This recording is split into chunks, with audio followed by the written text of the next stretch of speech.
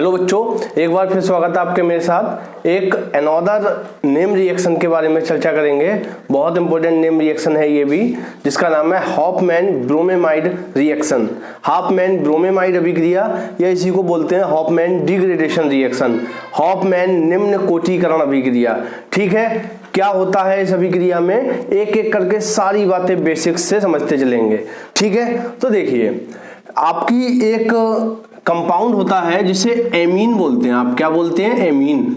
तो ये एमीन बनाने की प्रिपरेशन मेथड है। एमीन बनाने की सबसे अच्छी मेथड कौन सी है? हॉफमैन मेथड है। हॉफमैन ब्रोमेमाइड रिएक्शन से बनाते हैं।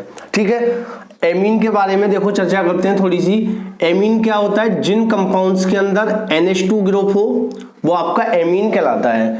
अब देखिए एमीन भी दो तरह की होगी, तीन तरह की एमीन होती है। ठीक है, तो वो तीन तरह की कौन सी? एक तो होती है NH2, इसे बोलते हैं प्राइमरी एमीन। देखिए रिएक्शन तो हर कोई पढ़ा लेगा, देख लेगा, लेकिन मेरी जो आदत है वो ये नहीं है कि सिर्फ रिएक्शन आपको पढ़ा देना। मैं चाहूं तो सीधे सीधे रिएक्शन बोर्ड पे लिख दूं, कह दूं ये हो गया, लेकिन नहीं, मैं आपको बेसिक्स बताता हूं कि क्या क्या इससे रिलेटेड हो सकता है। ठीक, ये होती है प्राइमरी एमीन।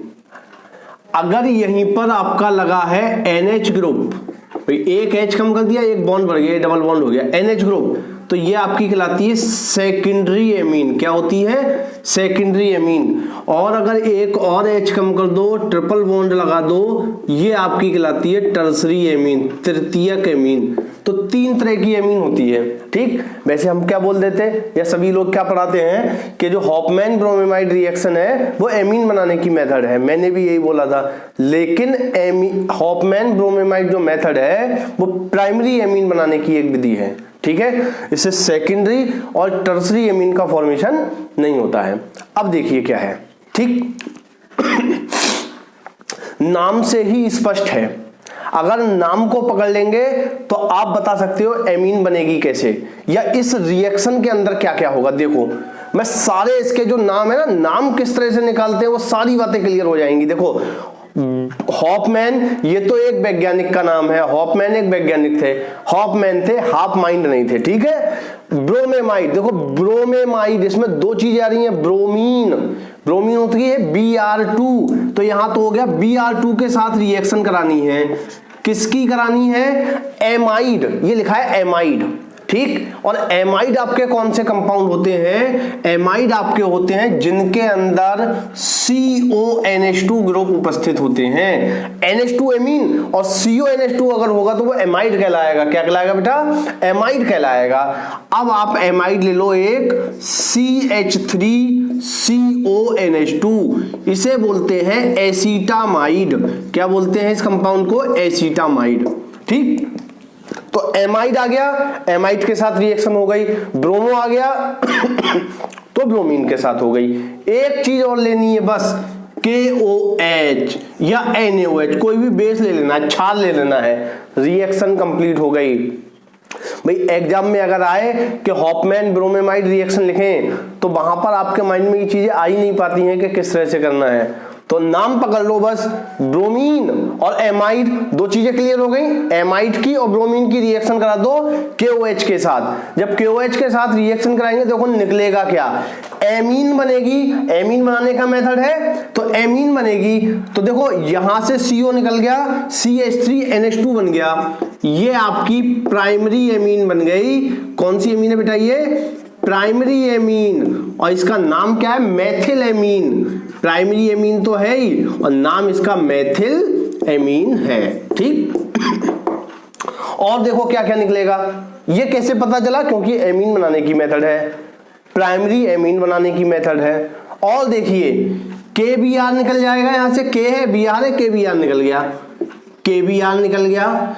प्लस देखो O और H बच रहे हैं, H2O निकल जाएगा। एक चीज नोटिस करने की और है, कार्बन कितने हैं यहाँ? दो, एक ही तो यूज किया है, तो एक कार्बन जो है कैल्शियम कार्बोनेट के रूप में निकलेगा, K2CO3, और निकलेगा आपका H2O।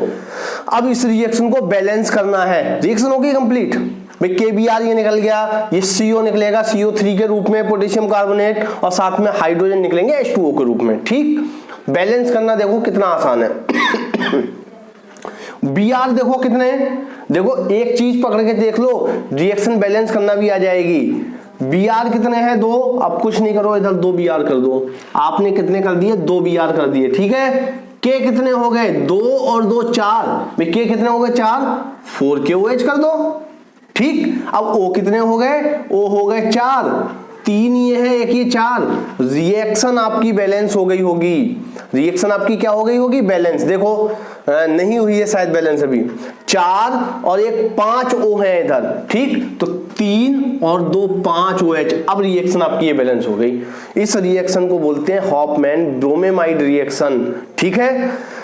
पहला नाम स्पष्ट हो गया क्योंकि ब्रोमीन और एमाइड के साथ रिएक्शन कराई है। दूसरा नाम देखो इसमें क्या है, डिग्रेडेशन, इसे बोलते हैं निम्न कोटिकरण, क्या बोलते हैं इसे, हॉफमैन निम्न कोटिकरण अभिक्रिया, हिंदी में बोलते हैं इसे, इंग्लिश में डिग्रेडेशन बोलते हैं। इसका क्या मतलब है, निम्न का मतलब कम हो जाना, ठीक। तो जितने कार्बन का आपने एमाइड लिया है उससे एक कार्बन कम की एमीन बनती है, इसीलिए इसे निम्न कोटिकरण अभिक्रिया कहते हैं। बात आई समझिए, निम्न का मतलब होता है कम हो जाना। कितने कार्बन है देखो एमाइड के अंदर, 1 और 1 2, एमीन जो बनी इसके अंदर कितने कार्बन है, 1।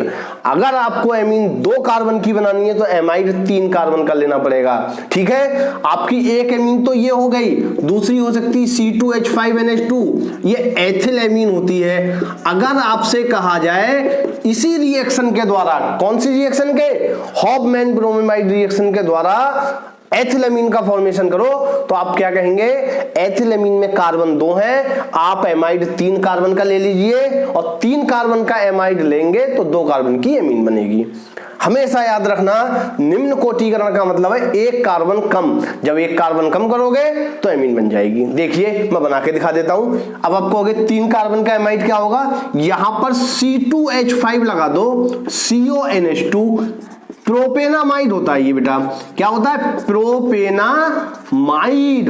रिएक्शन बिल्कुल सेम रखनी है आपको, Br2 प्लस KOH, कुछ नहीं करना है, यहां पर एक कार्बन जैसे CH3 अब C2H5 आ जाएगा।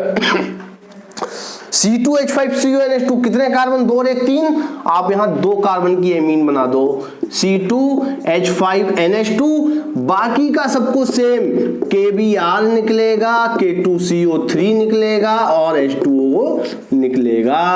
तो ये एमीन बनाने की एक बहुत इंपॉर्टेंट नेम रिएक्शन है हॉफमैन ब्रोमेमाइड। ब्रोमेमाइड से स्पष्ट है ब्रोमीन और एमाइड की रिएक्शन करानी है। हॉफमैन डिग्रेडेशन, डिग्रेडेशन का मतलब है जितने कार्बन का आपने एमाइड लिया है उससे 1 कार्बन कम की आपकी एमीन प्राप्त होती है, ठीक है। Thank you.